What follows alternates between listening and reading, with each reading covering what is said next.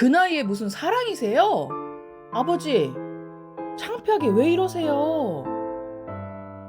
저는 그 말을 들은 순간 가족이 아닌 짐이 된 느낌이었습니다. 좋은 사람을 만나 남은 생을 함께하고 싶다는 제 말은 자식에게는 단지 부끄럽고 민망한 소식일 뿐이었습니다. 늙은 사람이 사랑을 말하는 게 그렇게까지 흉이 되는 걸까요? 저는 단지 혼자 밥 먹는 저녁이 두려웠고 누군가 옆에 있는 따뜻한 밤을 원했을 뿐입니다. 하지만 그날 이후 저는 제 마음을 다시 입 밖에 꺼내지 못하게 되었습니다. 지금 이 순간 당신도 외롭지 않길 바라는 마음으로 이 이야기를 전합니다. 마음이 머무는 곳, 여기는 밤안개사요. 당신의 이야기가 시작되는 곳입니다. 아내와 사별한 지 12년이 지났습니다. 그 시간 동안 저는 자식들을 키우고 살던 집을 지키며 아프지 않으려 애쓰며 살아왔습니다. 처음 몇 해는 바쁘게 흘러갔습니다. 장례식 후 뒤처리, 자식 혼사 준비, 명절마다 혼자 차리는 밥상에도 그럭저럭 익숙해졌다고 생각했습니다. 그러나 어느 날부터인지 집에 있는 시간이 너무 길게 느껴지기 시작했습니다. TV를 켜놓고도 무슨 내용인지 기억이 나지 않았고 혼잣말을 하는 제 자신을 보고 놀랐습니다. 문득 아내의 이름을 부르게 되었고 식탁에 놓인 밥그릇을 둘러 놓았다가 하나를 다시 치우는 날도 많아졌습니다. 그렇게 늙어가는 제 자신을 느끼던 어느 날 복지관 글쓰기 수업에서 한 여인을 만났습니다. 정숙한 말투, 깔끔한 손글씨, 그리고 무엇보다 저의 말에 귀 기울여주는 사람이었습니다. 처음에는 단순한 동료였습니다. 수업이 끝나면 근처 분식집에서 식사를 같이 했고 가끔은 서로 쓴 글을 소리내어 읽어주기도 했습니다. 조금씩 습관처럼 자주 만나게 되었습니다. 혼자보다는 둘이 밥 먹는 시간이 훨씬 따뜻했고 누군가 제 안부를 물어주는 그 한마디가 제 하루를 견디게 해주는 위로가 되었습니다. 그녀는 말이 많지 않았지만 손수 만든 반찬을 조심스럽게 건네주곤 했고 저는 그 정성에 말없이 고개를 숙였습니다. 그렇게 7년이 지났습니다. 언제부터인지 우리는 서로를 친구라고 부르지 않게 되었고 서로의 생활에 조금씩 스며들게 되었습니다. 함께 병원에 가주고 함께 사진을 찍고 함께 늙어가는 삶이 자연스러워졌습니다. 그래서 저는 결심했습니다. 이 사람은 제게 가족과 다름없다고, 남은 생을 같이 보내고 싶다고.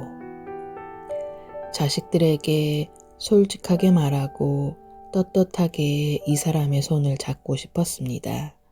하지만 그날 자식의 입에서 돌아온 말은 제 모든 용기를 무너뜨렸습니다.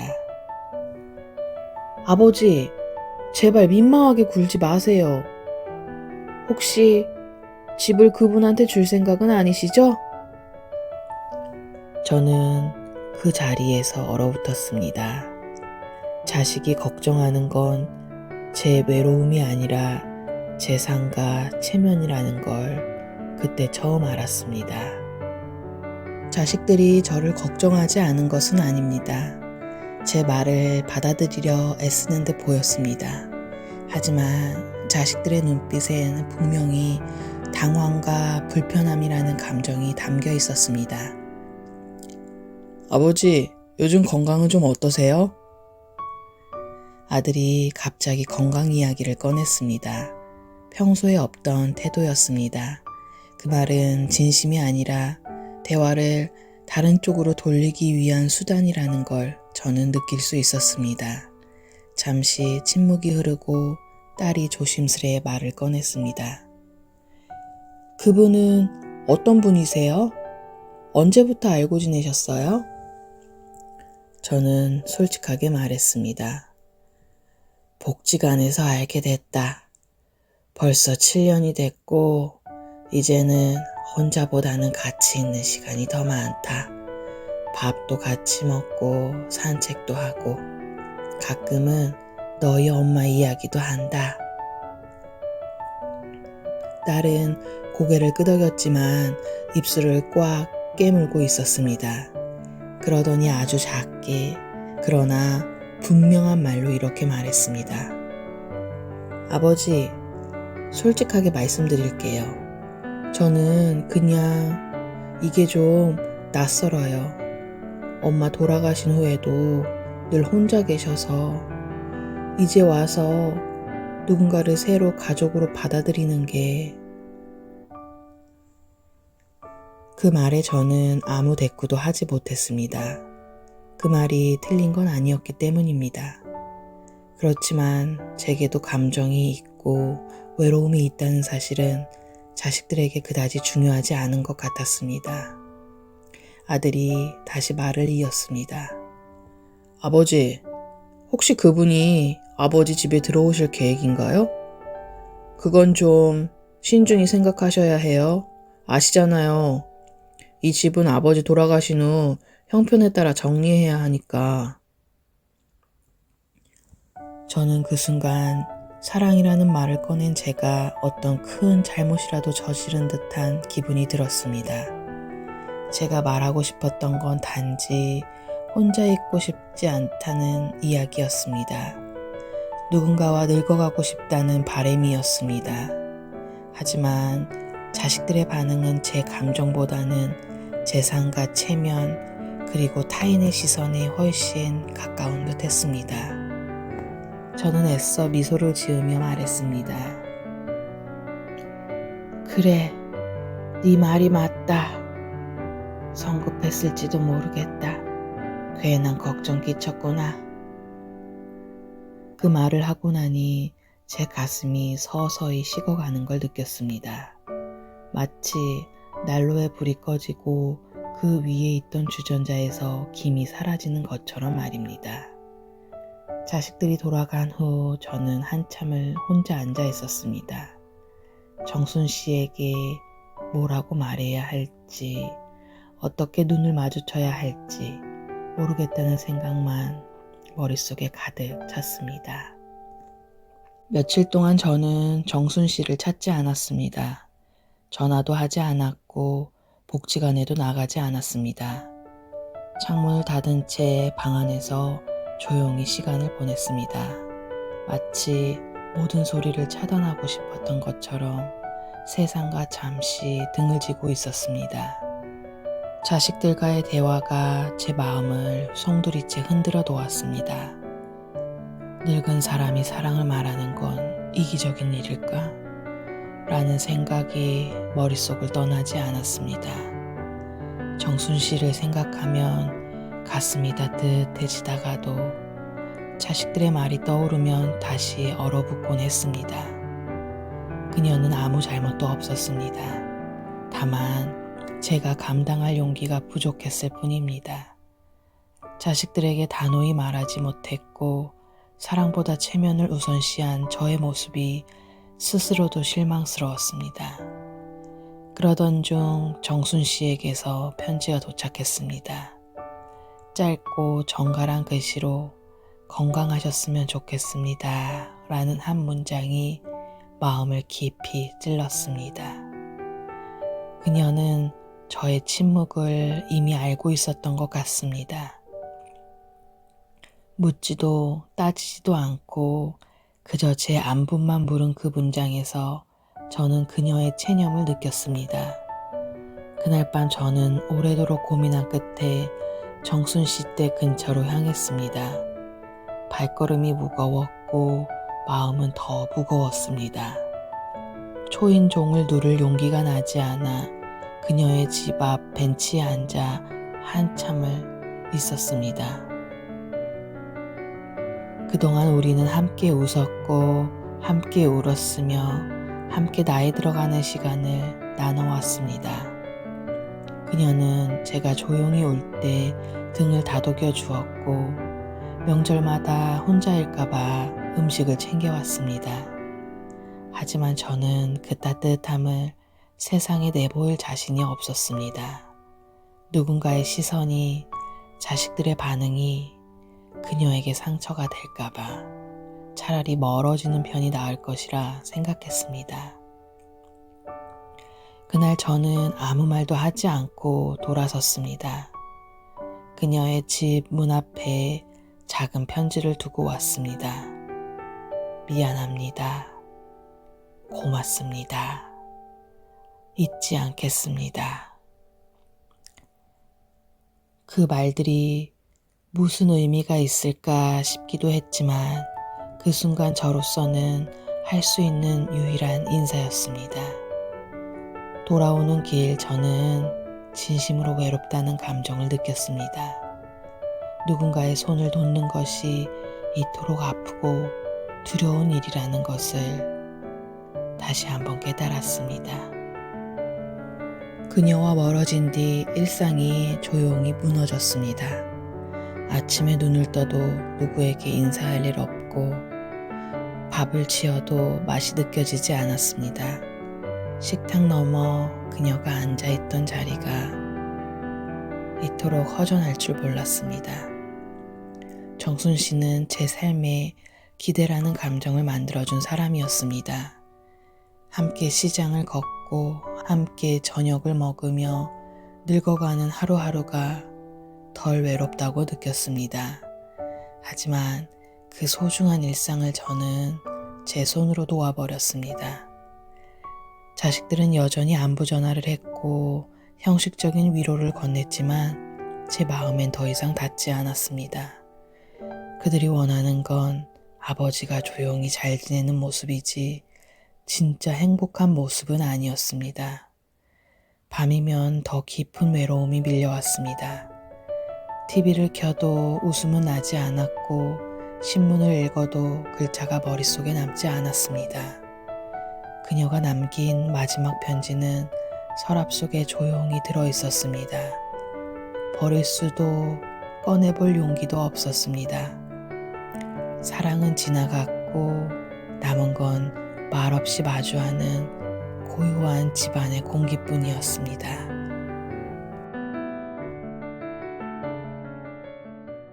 봄이 왔습니다. 창밖엔 벚꽃이 피었고 거리엔 가족 단위의 산책객들이 웃고 있었습니다. 하지만 저의 방 안은 여전히 겨울이었습니다. 정순 씨가 떠난 그날 이후 따뜻함이 머문 적이 없었습니다. 어느 날 아들이 불쑥 찾아왔습니다. 아버지, 얼굴이 안 좋으시네요? 그 말에 저는 어색하게 웃으며 괜찮다고 했습니다. 하지만 거울을 보니 제 얼굴엔 생기가 사라져 있었습니다. 아들은 냉장고를 열어보다가 말없이 음식들을 꺼내기 시작했습니다. 유통기한이 한참 지난 반찬통 몇 개, 말라붙은 밥, 곰팡이가 핀 김치 한 통.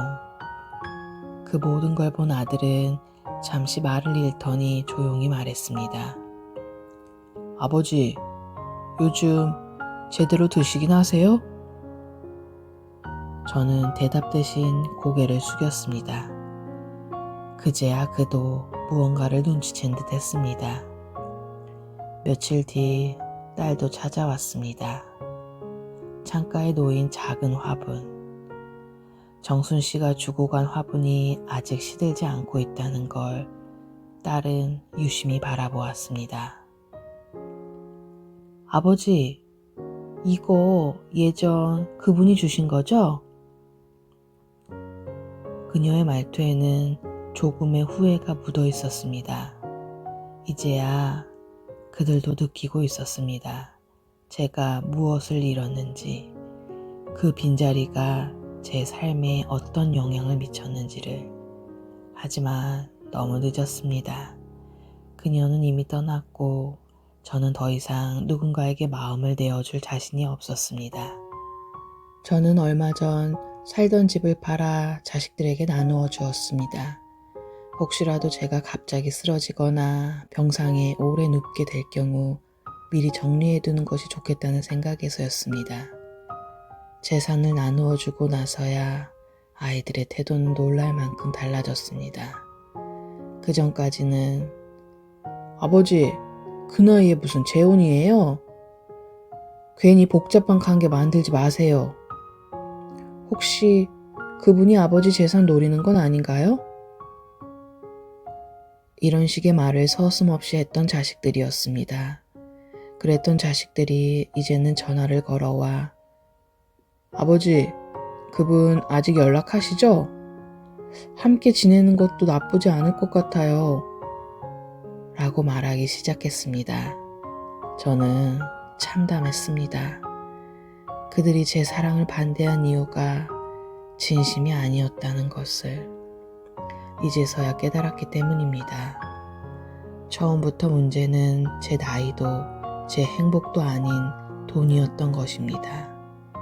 사랑을 향한 제 진심은 자식에게는 분할되기 전의 재산이었고 그 재산이 손에서 떠나고 나니 갑자기 사랑도 허락되는 모양이었습니다. 저는 그 사실이 너무도 참담했고 사랑했던 그 사람에게도 면목이 없었습니다. 그래서 아직 그녀에게 연락을 하지 못하고 있습니다. 자식들에게 느낀 이 배신감이 가시기 전까지는 다시 누구를 만나겠다는 마음을 쉽게 내기 어려울 것 같습니다. 저는 지금 사랑을 지켜내지 못한 아버지이자 돈 앞에서 진심을 꺾인 노인으로 하루하루를 되새기고 있습니다. 저는 요즘 자주 죽음을 떠올립니다. 갑자기 숨이 멎거나 누군가가 며칠째 연락이 닿지 않는 저를 발견하게 되는 장면 말입니다. 그 장면이 머릿속에 그려질 때마다 가슴이 얼어붙습니다. 죽는 게 두려운 게 아니라 혼자 죽는 게 무서운 것입니다. 재산을 나누어 주고 나니 아이들은 마음이 놓였는지 전보다 더 무심해졌습니다. 병원에 다녀와도 아무도 괜찮냐는 말 한마디 없습니다.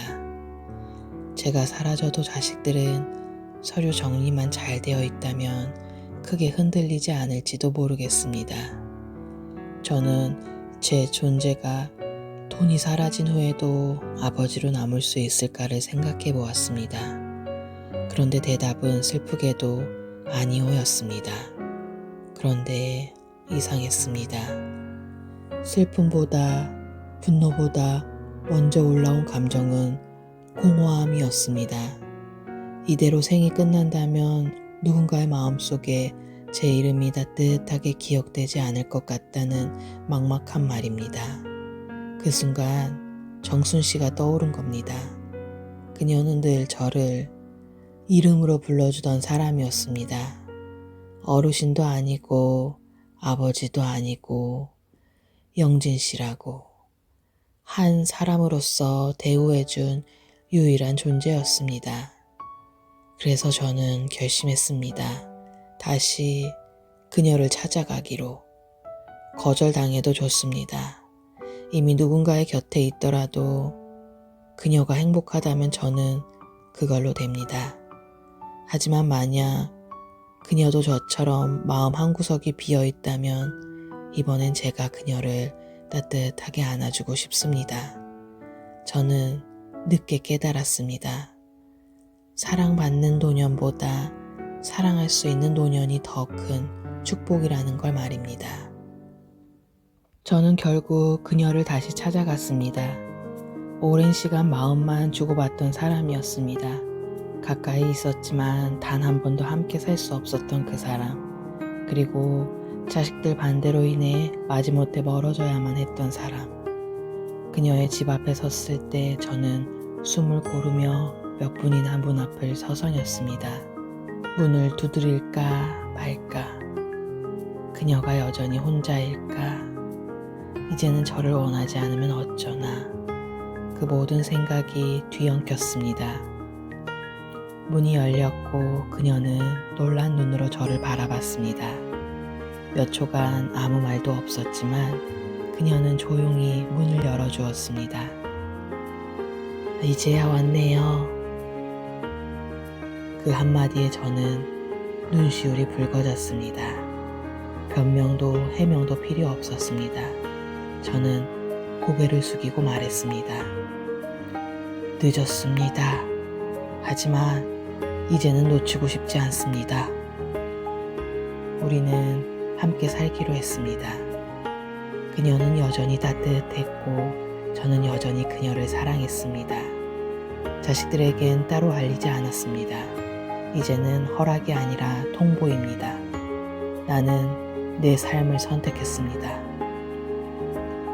그 말이면 충분하다고 생각했습니다. 저는 깨달았습니다.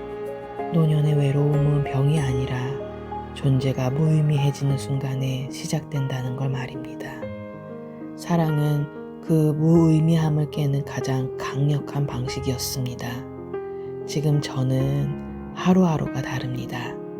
아침에 일어나 잘 잤어요? 라는 한마디에 웃고 밤에는 손을 잡고 조용히 TV를 봅니다. 아무것도 아닌 순간들이 이제 제겐 가장 큰 의미입니다. 혹시 지금 외로우신가요? 사랑받지 못한 인생이라 느껴지시나요? 저는 말하고 싶습니다. 사랑은 누군가가 허락하는 것이 아닙니다. 내가 포기하지 않을 때 비로소 시작됩니다.